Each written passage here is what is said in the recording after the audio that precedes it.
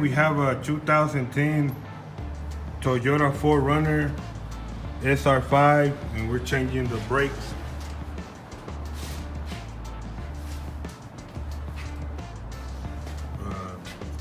So we already got it up on the lift. So first thing you're gonna do is, you see those clips right here? 1, 2, and the little bar that goes across right here. There's 2 of them. First you take these clips down here, you take this one out and this one out. All you need is a screwdriver, flathead, that's what I use. And then this little bar, little metal bar that go across, they easily slide out after you take the clips out. And we already did it on the other side, so we're gonna show you.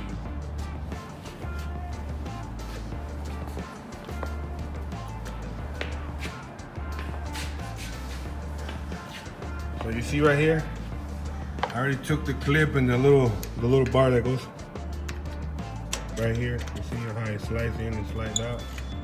So that's what you do next. Next thing you do is this brake pads are gonna be stuck in there. So what you do is you grab a flathead screwdriver and you slowly push back. If you're changing the rotors, you can do that, but if you're not doing that, I prefer not to, because then you'll scratch the rotor. So if you are gonna change the rotor, you push back, then it should come out.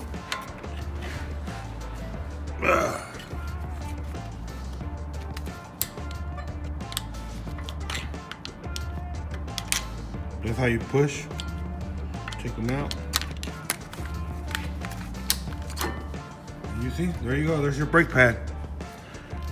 Unfortunately, she got like maybe 20%, but we're gonna change it because the rotor, it's already like down to where it needs to be changed. We already measured the rotor, and the problem that this driver is having is that when she's driving top speed, like 60, 65, and she hits her brakes, the whole front end starts shaking. That's because the rotor is already minimized from the calibration that's supposed to have.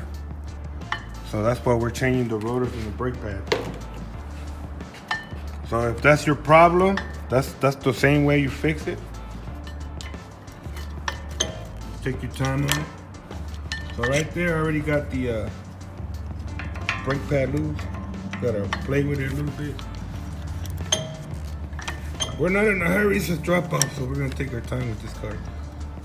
This car is like different than other brakes we do in here. This takes a little bit longer. So if your mechanic asking you a little bit of money to pay him, it's worth the money. Because they're not the regular ones, like the ones that we normally do. All right.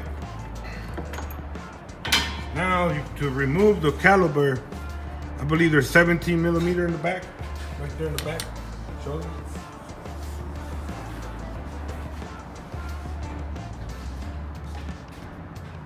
Is that 17? Yeah. Look like it's 17, right? Yeah.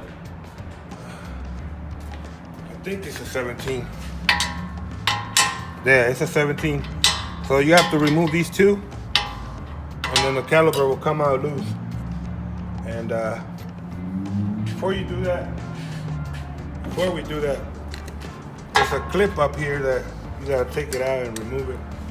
But I don't think we're gonna have to, since we're replacing the caliper.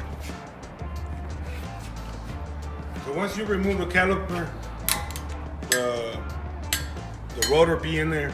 If it's stuck, just hit it with the hammer a couple of times and it'll come out loose. And that's it for today's video.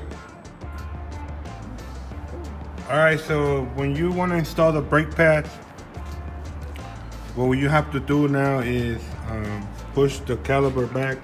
I put tape on my screwdriver so I don't mess up the new rotor, because we already put a new rotor in here, as you can see. So now you just push it back slowly, you know. So right now it's moving, so what I'm gonna do, I'm gonna put one of the lug nuts back So that way I have pressure on the caliper against the rotor.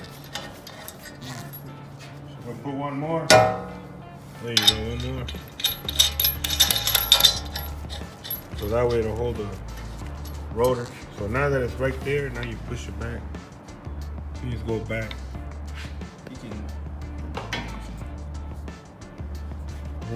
We might gonna need 2 screwdrivers.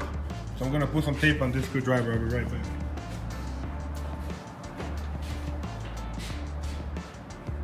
So there you go, I got the brake pads back on.